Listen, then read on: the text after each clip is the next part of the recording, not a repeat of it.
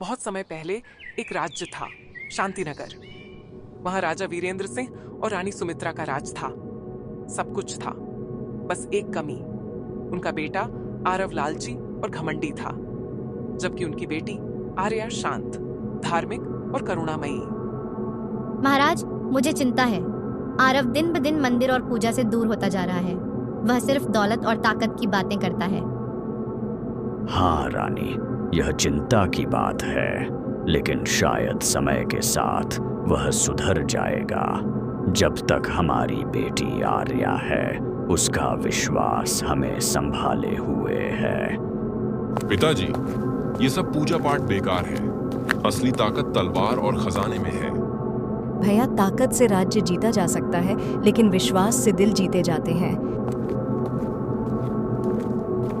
महाराज, जंगल के बीचों बीच एक प्राचीन मंदिर है, देवी कालिका का मंदिर। ये मंदिर सिर्फ उसी को शक्ति देता है जिसके दिल में सच्चा विश्वास और भक्ति हो।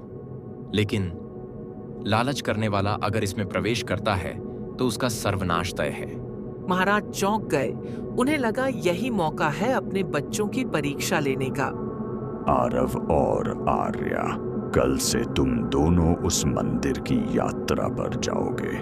देखेंगे कि देवी किसे स्वीकार करती हैं। तो ठीक है पिताजी, आप देखेंगे कि मंदिर की शक्ति सिर्फ मेरा हक है। भैया, मंदिर शक्ति का नहीं, भक्ति का घर है। देखना, अंत में सच्चाई ही जीतेगी। आरव और आर्या अपने सेवकों और सैनिकों के साथ मंदिर की ओर चल पड़े। रास्ते में उन्हें तरह तरह की चुनौतियां मिली। इस नदी को पार करने के लिए तुम्हें अपनी सबसे प्रिय चीज का त्याग करना होगा। मेरे पास सब कुछ है, लेकिन मैं कुछ भी देने को तैयार नहीं। तुम मेरे सैनिकों से पुल बनवाओ। आरव के सैनिक पुल बनाने लगते हैं, लेकिन नदी अचानक उफान में आकर सब तोड़ देती है। सैनिक घबरा जाते हैं। मेरे पास प्रिय तो बस मेरे फूलों की माला है, जो मैं रोज माँ को चढ़ाती हूँ।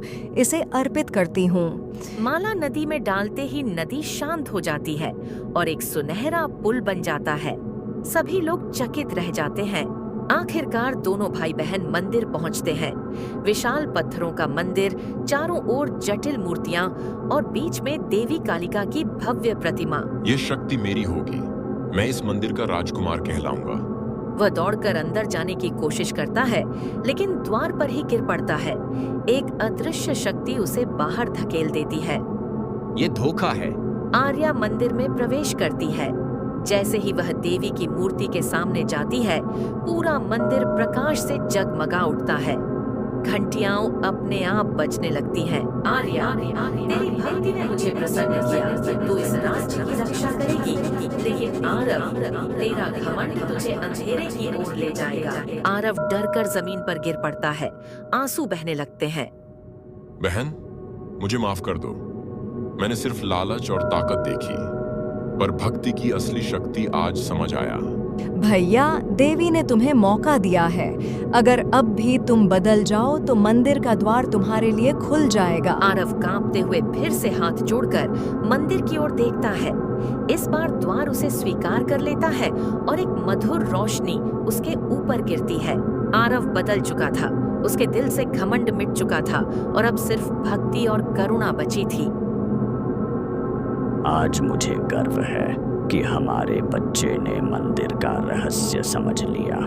अब यह राज्य और भी शक्तिशाली होगा, क्योंकि इसकी नींव में विश्वास और भक्ति है।